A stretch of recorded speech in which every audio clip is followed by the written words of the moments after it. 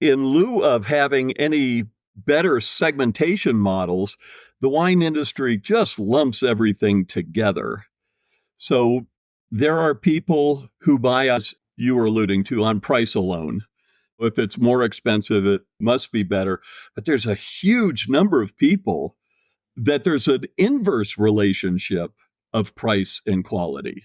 And this has to do with the ignorance and the arrogance of the industry part of it, getting into it. Coffee's for closers only. So we've established my proposal is sound in principle. Now we're just haggling over price. Let's see how much we're going for on eBay. Man, it's the same as Dunkin' Donuts. Costs 15 times the price. Welcome to Impact Pricing, the podcast where we discuss pricing, value, and the illusory relationship between them.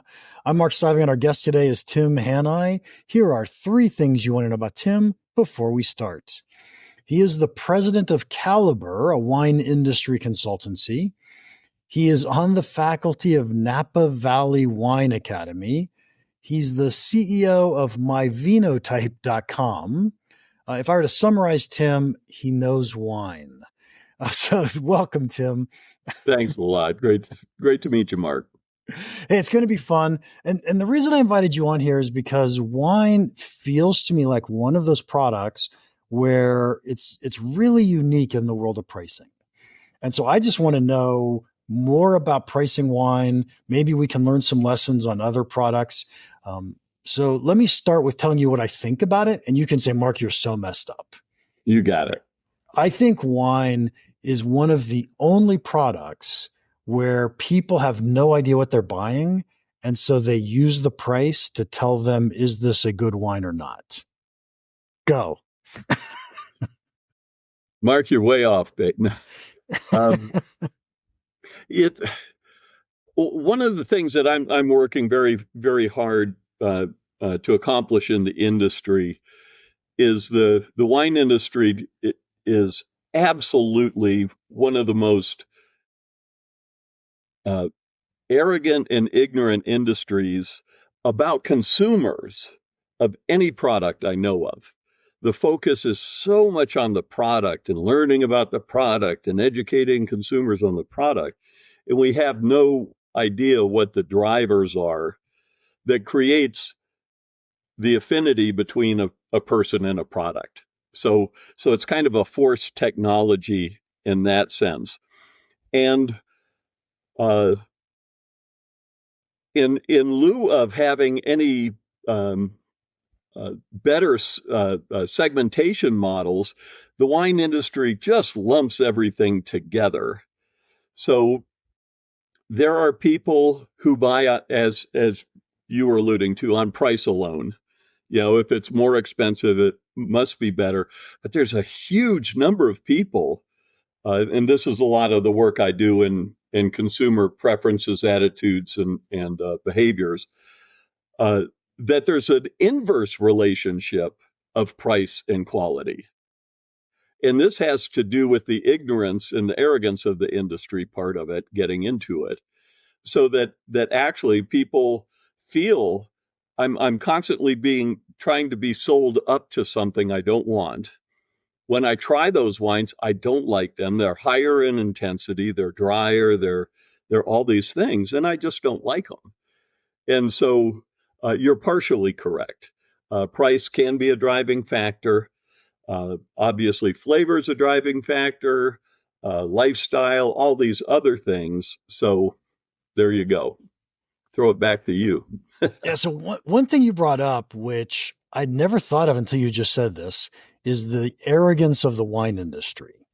Now, I lived in Silicon Valley for a long time, and of course, you get these multi-millionaires, billionaires that hit it big in Silicon Valley. They run up to Napa, they buy a winery. There's no chance they're going to sell a cheap wine. Yeah. Well, the wine industry is one of the greatest examples of the world of over-premiumization. And then a self-fulfilling prophecy that makes it harder and harder and harder for anybody to produce good quality, inexpensive wines. because of the cost of land, because of the cost of equipment. So as the lifestyle people have entered the market, I was at a conference, and this brilliant guy from Tuscany was doing a socioeconomic study of Tuscany, and he said our conclusion is all of the people that are actually tied to the land, right? That farm, that raised children, that created the community, they're all gone. Tuscany is populated by permanent tourists. And that's the phenomenon. That's why my wife and I left Napa. We were just so sick of a lot of nice people, but it's who's got more money, who paid more for this, the self-fulfilling prophecy of the over-premiumization, resulting in the people that I knew, back in the late 70s and the 80s and they're all gone. They've cashed out. They said bye-bye. So they've left the traffic, they left the rich people, they've left the $400 curated tasting experience and all that crap. And that's just not what that's not what I'm in this business for. So, yeah. Okay. So tell me about market segmentation then. So I assume that you've thought about this and that there are different buyers who buy for different reasons, different price points. In my world, when I work with tech firms a lot, and we talk about this concept of product market fit all the time. Yes. And so is there even that concept in wine? Because it's kind of what you implied when you started this conversation. No. There are so many practices because one of my companies also is winebusinesseducation.com. And we offer a full online, on-demand wine business course for people who are in the industry, starting businesses, curious about it, and whatever. And I use a lot of tech analogies to kind of where the wine industry is going. So if you don't mind, I'll sort of jam on that for just a second to please to get to your question. So remember when computing required a secret code, and you had to learn DOS, you had to learn commands. It was cumbersome. There were some people who loved it, but it was a relatively small proportion of people. So either people had to use it because that's what was required of their job, to write in the C:\\/ to open a file and do all this. The people who knew the language and who knew the code held power. So it made them important. It made them relevant. And I don't care if you hate doing it. That's your job. I'll teach you how to do it. So something called a force technology. And then all of a sudden somebody came along and said, oh, look, here's a mouse.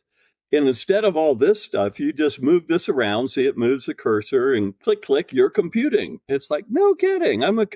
Look at this. Now, there was a backlash by the gatekeepers who held the people, oh, no, that'll never work. It takes too much memory, and it's just that'll never be a thing. All right. So the disruptive innovation that was introduced, the graphic user interface, totally changed the game because it actually empowered the consumers at the end of the day. So that, where would we be today had we not, created that new interface? Yep.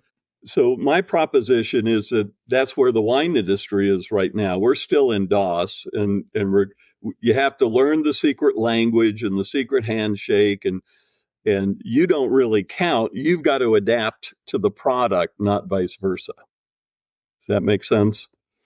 It does, but I don't see the leap. How do I go from there to the graphical user interface? So what's lacking in the wine industry is an interface where consumers feel they've got some confidence that they can do this. They don't require a sommelier and so forth. And it's again, data pretty clearly shows the vast majority of consumers don't trust wine experts or sommeliers or so on. So it's become this tyranny of the minority of telling consumers what they should like, what they should smell, what they should taste, and so forth. Where the computing industry said, okay, well, we've got young people who want this in a computer. We've got business people who want that. So it started to become easy to segment and then personify those markets. Who is this market? So if we're talking about millennials, we can say, okay, what are the product features that they want in a computer? Why are they buying? How are they using it? Where do they live? Where do they shop? What are their behaviors? And so forth. And there's nothing like that in the wine industry. It's, if you like sweet wines, well, you're stupid. You haven't matured yet. You're unsophisticated. You're immature. You're uneducated, and all these things. What was the movie Sideways where he was making fun of Merlot the whole time? Well, and then there's that. Yeah. And it's like nobody's safe in the wine industry. If you use the 100-point system, that was introduced and popularized by Robert Parker, oh, that's dumbing it down. You're stupid. If you like this, you're stupid. It's like nobody's free from the wrath of the ascended in the wine industry. And here's what's whack about all of this. Unequivocally, sweet wine drinkers have the most taste buds. They have the highest perceptual acuity of any consumers at all. The French always drank a lot of sweet wines, Europe in general. And often you were paying an extreme premium for that sweet wine. But you start learning about wine and you get, Americans drink sweet wines because they grew up drinking Coca-Cola. Well, that's the stupidest thing in the world. If you go back 100 years, French champagne was 30% sweeter than Coca-Cola. So it's like this mishmash of BS and misinformation and whatever, and then pushing to consumers wine and food pairing without even having a conversation. Oh, you should have this wine, whether you like it or not. And I'm not trained to actually have a conversation to get you to a wine that you'll really love, and an authority to tell you that the whole red wine and red meat paradigm is complete BS. It truly is. Historically, from a sensory standpoint and from a scientific standpoint, all the rationale for red wine and red meat's just BS. So yeah. Okay, awesome. Tell me about $2 Chuck. $2 Chuck is a guy who just passed away a bit ago, Freddie Franzia. Freddie was no stranger to the law. His family has Franzia Winery and that kind of stuff. And Freddie was the king of sourcing very inexpensive fruit, playing spot market and so forth. We could talk about grape pricing after this, and being able to process it in an extremely inexpensive fashion and get it to market. So $2 Chuck arose back when it was $2 Chuck. I think it's $3.49 Chuck now. They bought a Napa winery, Charles F. Shaw, for the name, and then associated it with wine being made outside of Napa. Their family was down in Fresno, and that's where the family winery. But just south of Napa is a large commercial area now by the Napa airport. So we can actually produce the wines and on the back label be able to produce and bottled in Napa, California. He's just a brilliant guy. A lot of people hated him. So talk about the quality of the wine versus the price, right? Because it sounds like he's the opposite of who we were talking about earlier, the entrepreneur who wants to sell the $100 bottle of Cab. Yeah. And this is where it gets really sticky with wine. It's known over and over again in competitions and blind tastings and whatever. It's often really, really hard to justify the product and the product attributes in the price. I would say it's impossible to. A good friend of mine that I worked with in a lot of my consumer research projects, for 9 years we ran something called the Consumer Wine Awards. This is all part of the My Vino type stuff that we can get into later. And he was the head of the California State Fair wine competition for decades. And let's see, mid 2000s, with thousands of wines entered into that competition. It's one of the country's largest wine competitions. And $2 Shuck Chardonnay was voted as the best Chardonnay in California at $2. And this just makes wine experts cringe and defend ourselves. And, we've got this whole system of our authority, but when we screw up by miscalculation of actually tasting the wine blind and trying to defend the price and quality, not so easy to do. So in this case, everybody was scrambling. Oh my God, we can't give this result, right? So how do you justify it when you've got $100 and plus bottles of Chardonnay, and I think it was still $2 Chuck back then. It was $1.99 at Trader Joe's. Won the best Chardonnay in the United States. So my wine, by the way, I used to drink a ton of Cab. When I first started drinking wine and I was 20 something years old, I decided, hey, I'm just going to drink Cab so that I can learn how to drink wine and see if I could taste the differences. And my wine tasting now is beer, but and why? but my attitude towards wine was always, this is good, or this has a flavor in it I don't like. Right. And so there was just like something that would turn me off. And usually, a lot of the inexpensive wines would have a flavor that turn you off, where the expensive ones don't have that flavor. And so is that, describe what I was just describing to you. Yeah. It's called perceptual individualism. And you'll be with people drinking the same wine and you're getting something and they're not, right? Have you ever run into that? Or when I drink Pinot Noir, it feels like I'm licking an ashtray. Got it. And my friends love it. Yeah. Right. All right. So perceptual individualism is a concept I'm forwarding. When I came up with this, there were only 144 Google hits for perceptual individualism in quotes. So it doesn't exist. But this is based on humans don't. I'm trying not to get too philosophical, but I can't avoid. Humans don't experience reality.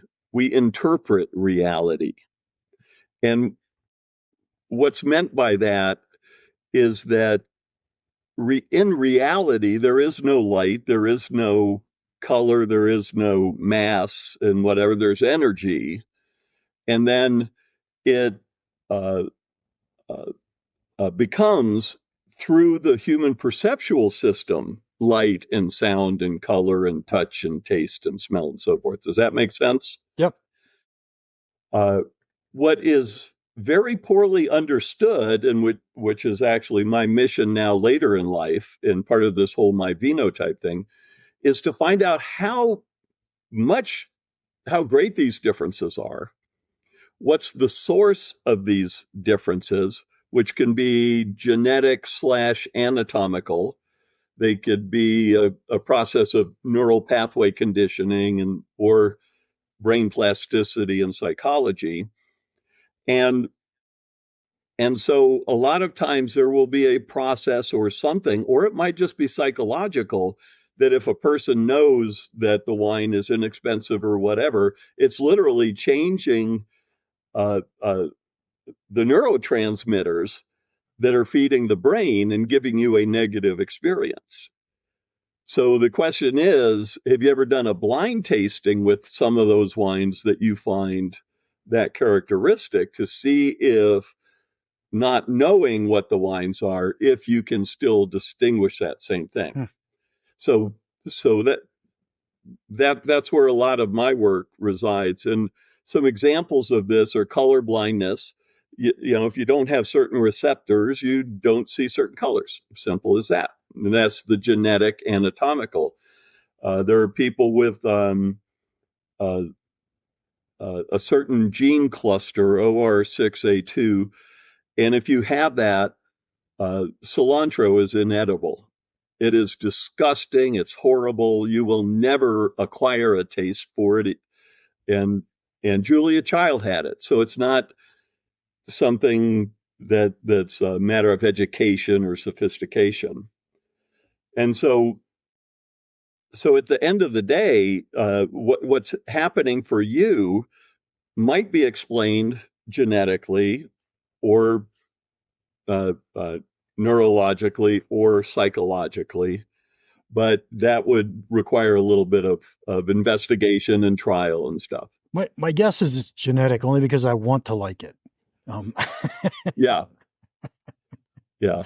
And so before we got on, I did a little bit of research on some wine studies because I was looking for the studies that said, hey, the cheap wines win. I mean, you brought up the great one with the $2 Chuck, but another study I found that was pretty interesting was the University of Bordeaux wine study in 2001, where they took all white wines.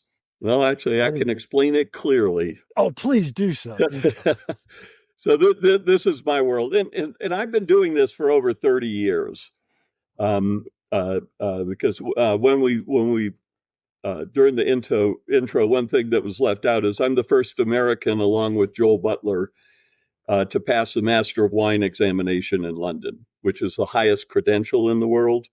But there's also a story behind it that I went to the wrong writing seminar, and it was critical thinking and disruptive innovation for electrical engineers in 1990.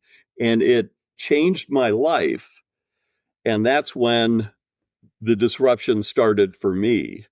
And so I'm sorry, where were we? I'm like that. The University of Bordeaux wine study in 2000. So I started questioning everything that I knew about wine and food pairing, and I was considered one of the gurus of wine and food pairing. I'm a chef by training also, and I've been studying wine since I was 14, growing up in Miami.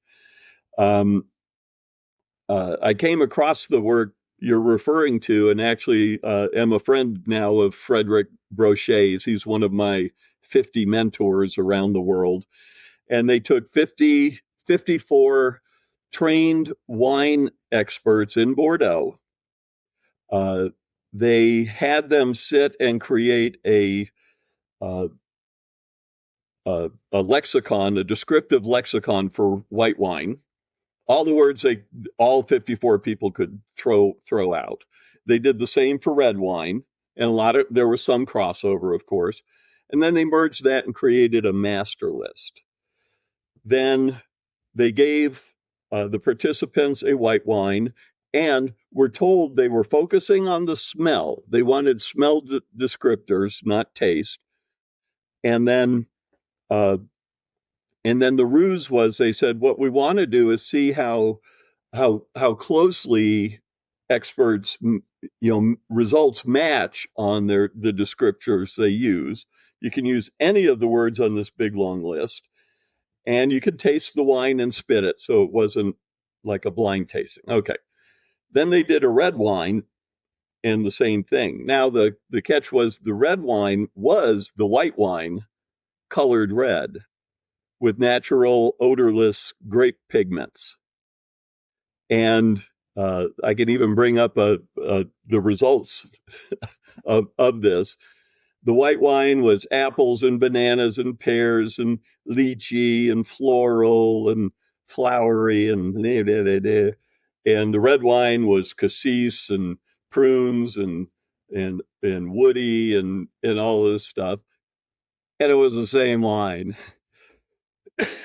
Now, they were also doing fMRI, the functional magnetic resonance imaging of participants, because the study was really about when you have certain prompts, like we were talking about price could be a prompt that's going to shift your whole perception. When the experts are able to see the color, what then happens to how they assess the wine and where in the brain, how's that looking?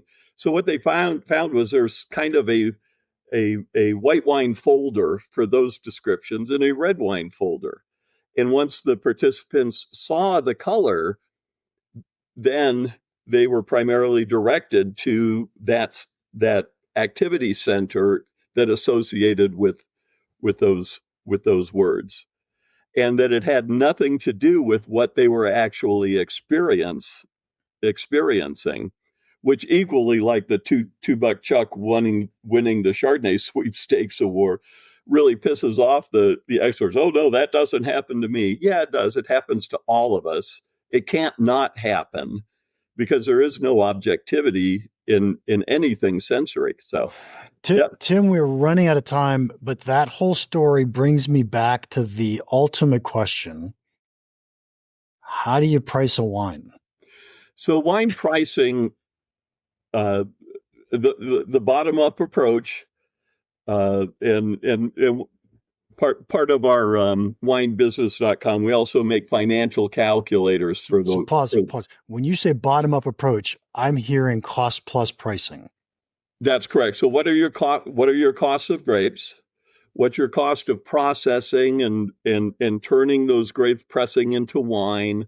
Things like the press itself, which can cost just a very modest one's $1 million, but you can get anywhere from 50 to 65 cases of wine from a ton, or if you're making ice wine, it's 28. So there's a conversion of the grapes into juice, the fermentation of the juice and the must, the pressing of it, barrel aging or oak additives, which is a big thing of the cost of wood. And all the way through. So you end up with your cost of finished goods. You need to then get your FOB cost, and that margin is then your working capital and so forth. That FOB is then translated either into a transfer to your tasting room or going into distribution. You've got the markup of the distributor or your tasting room or your wine club, and then the final markup going to the consumer. Okay, so now are you saying to me a $40 bottle of wine costs twice as much to make as a $20 bottle of wine? Not necessarily, because then there's the bottom down approach. And fundamentally, the costs, the biggest differential in the cost is the barrels and the barrel aging process and the cost of the goods of the grapes. If there's a wonderful resource called the California Grape Crush Report, and if you go in for this year, I think the lowest price per ton recorded for Napa Cabernet was $500 a ton. The highest price was $65,000 a ton. And that's just the cost of the grapes. And that's just one area. So, I mean, it's like all over the place. So, and frequently grapes are free. We're getting into that situation again right now. Just go in and get them off the vineyard, and you can have them. So I mean, it's just really wacky how the materials, the processes, a lot of disparity, but the fundamentals of fermentation and turning it into wine are pretty much standard, whether it's $2 or $200. Okay. I want to ask one more pricing question. Yes. How much more can I get per bottle? We'll just talk at the consumer level. Yeah. If I have a really nice looking label.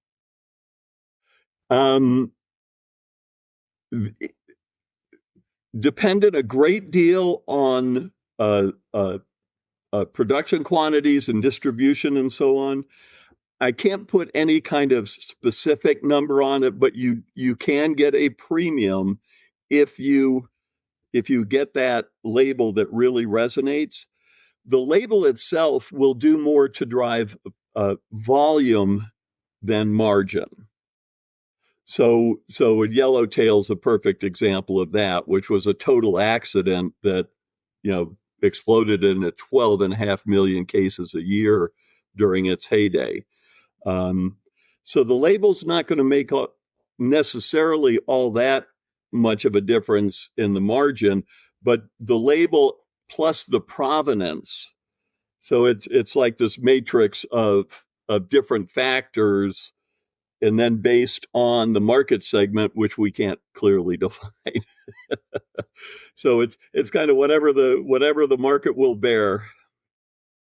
So Tim, first off, let me say thank you so much for being on the podcast with me. I really appreciate it. It's a pleasure. I'm going to say I still have no idea how to price wine. Yeah. if you want, we could do a follow-up, and I can actually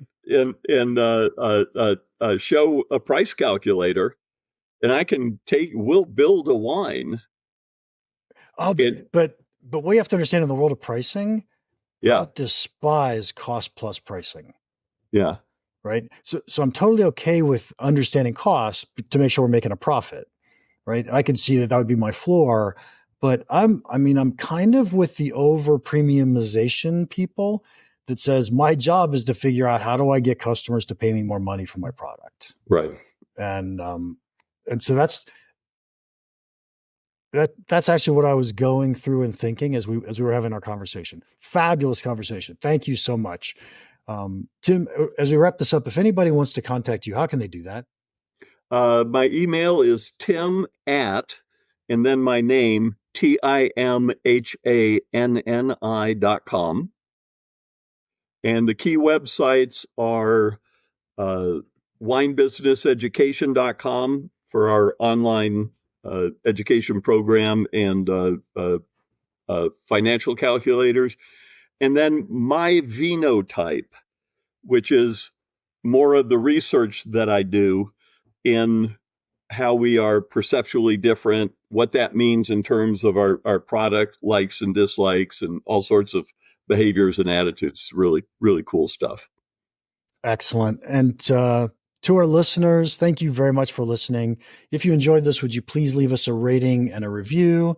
And if you have any questions or comments about this episode or pricing in general, feel free to email me, Mark at impactpricing.com. Now, go make an impact.